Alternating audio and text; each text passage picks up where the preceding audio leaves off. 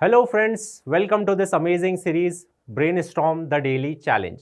So last session में आपको एक क्वेश्चन मिला होगा एंड आई होप आपने उसको बहुत ही अच्छे से सॉल्व किया होगा. तो आइए उसका सॉल्यूशन देखते हैं आज.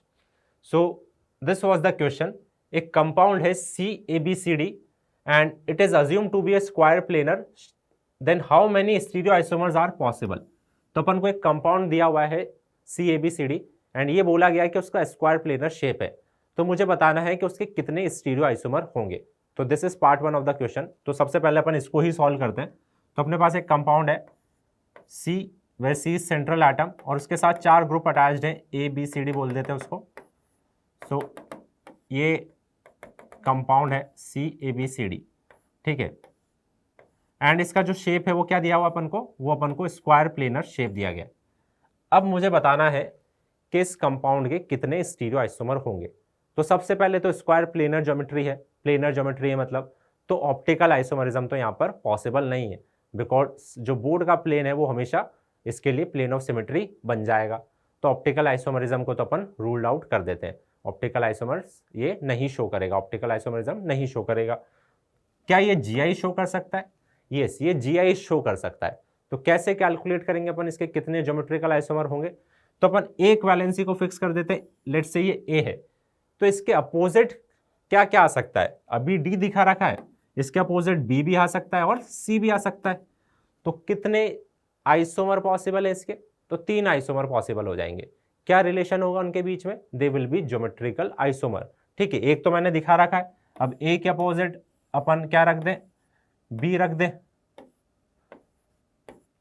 ठीक है. और एक बार A के अपोजिट अपन C रख दें.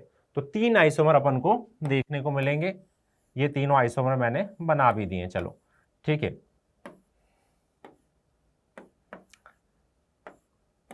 और क्या रिलेशन है इन तीनों के बीच में. तो इन तीनों के बीच में रिलेशन है, दे आर ज्योमेट्रिकल आइसोमर. ये ज्योमेट्रिकल आइसोमर है, ठीक है सर. तो 3 स्टीरियो आइसोमर पॉसिबल है यहाँ पर. सो फर्स्ट का पार्ट का आंसर हो जाएगा 3. And what are the stereochemical relationship among them. तो इसका आंसर हो जाएगा दे आर ज्योमेट्रिकल आइसोमर. समझ में आ गया बात, क्लियर है, एकदम क्लियर. चले अब नेक्स्ट पार्ट की तरफ चलते हैं. If each of the square planar structure. अब ये बोल दिया गया कि each of the square planar structure assume pyramidal structure, then how many stereo isomer are possible and what is their stereochemical relationship. तो अपन ने इसके 3 स्क्वायर प्लेनर शेप्स बनाए, 3 स्क्वायर प्लेनर आइसोमर्स बनाए. अब ये बोल रहा है कि भाई ये स्क्वायर प्लेनर की जगह पिरामिडल शेप अज्यूम कर ले. तो कितने स्टीरियो आइसोमर पॉसिबल होंगे और उनके बीच में क्या रिलेशन होगा. तो चले वापस से इसको देखते हैं. चले इस वाले पार्ट को अब अपन हटा देते हैं यहां से, ठीक है. तो क्वेश्चन बोल रहा है कि स्क्वायर प्लेनर की जगह अपन पिरामिडल शेप बना दें. तो पिरामिडल शेप कैसा दिखता है सर, तो अपन बना देते हैं.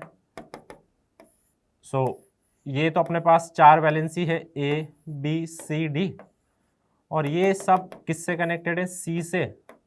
और C कहाँ है भाई, अपना पिरामिडल शेप बना रहा है ना, एक तंबू का शेप बन रहा है, इस तरह से अज्यूम कर ले. ठीक है सर, ये C बड़ा C है, सेंट्रल एटम है. सो अब की बार ये शेप है अपने पास मॉलिक्यूल का. तो कितने स्टीरियो आइसोमर बनेंगे. तो पहली बात तो अब मॉलिक्यूल अपना प्लेनर नहीं रहा, तो ऑप्टिकल आइसोमरिज्म भी शो करेगा, क्योंकि सिमेट्री आएगी ही नहीं, चारों वैलेंसी डिफरेंट है. तो there will not be any symmetry. तो ऑप्टिकल आइसोमरिज्म भी देखने को मिलेगा.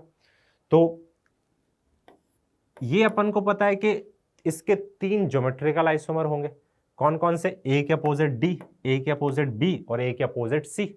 ठीक है, तो एक तो मैंने बनाया है, बाकी के 2 भी मैं बना देता हूं. A के अपोजिट B रख देते हैं और इन सबको C से कनेक्ट करना है अपन को, पिरामिडल शेप बनाना है. और एक बार अपन A के अपोजिट क्या रख देते हैं, C रख देते हैं.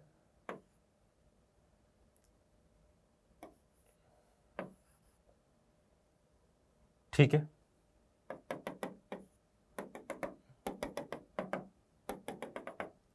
तो ये 3 ज्योमेट्रिकल आइसोमर्स अपन ने बना दिए. और ये तीनों के तीनों जो हैं, इनमें कोई सिमेट्री नहीं है, मतलब ये ऑप्टिकल आइसोमरिज्म भी शो करेंगे, मतलब इनका जो मिरर इमेज होगा वो भी डिफरेंट आइसोमर होगा. ठीक है, तो इन तीनों का अपन मिरर इमेज भी ले लेंगे. तो अपन को एक तीनों से और आइसोमर मिल जाएंगे। तो टोटल कितने आइसोमर मिलेंगे? टोटल आइसोमर सेकंड केस में अपन को कितने मिलेंगे सर? 6 मिलेंगे। Total stereo isomer will be 6। और क्या रिलेशनशिप होगा उनके बीच में?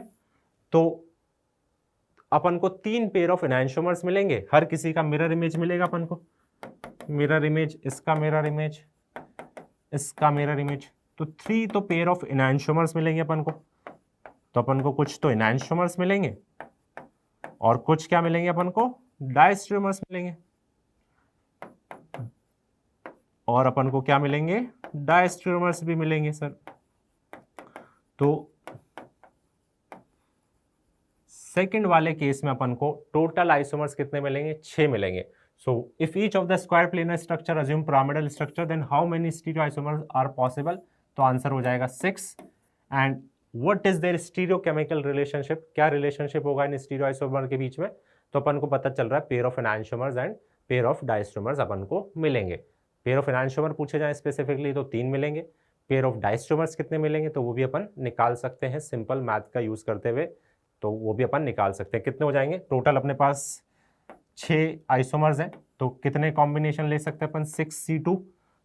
6 में से 2 को चूज करना है अपन को, तो कितने कॉम्बिनेशन बना सकते हैं? 6C2। तो ये तो टोटल कॉम्बिनेशन बन गए अपने पास, और इसमें से 3 तो पेयर ऑफ एनांटियोमर है, तो पेयर ऑफ डायस्टेरियोमर्स कितने हो जाएंगे? 6C2 - 3। इस तरह से अपन पेयर ऑफ डायस्टेरियोमर्स का वैल्यू भी बता सकते हैं कितने बनेंगे। ठीक है, तो ये अपन ने इस क्वेश्चन को सॉल्व कर लिया है। अब इस क्वेश्चन को एंड करने से पहले मैं आपको एक क्वेश्चन अपनी तरफ से दे रहा हूं कि अगर ये पहली बार अपन ने माना स्क्वायर प्लेनर शेप है, दूसरी बार अपन ने माना कि पिरामिडल शेप है, अब ये अज्यूम करो कि ये टेट्राहेड्रल शेप है, ये टेट्राहेड्रल शेप का मॉलिक्यूल है, तो कितने स्टीरियो आइसोमर बनेंगे और उनके बीच में क्या रिलेशन होगा?